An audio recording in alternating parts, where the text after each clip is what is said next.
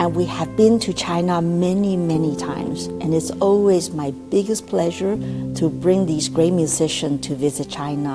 I'm Chinese myself, so it's the homecoming for me.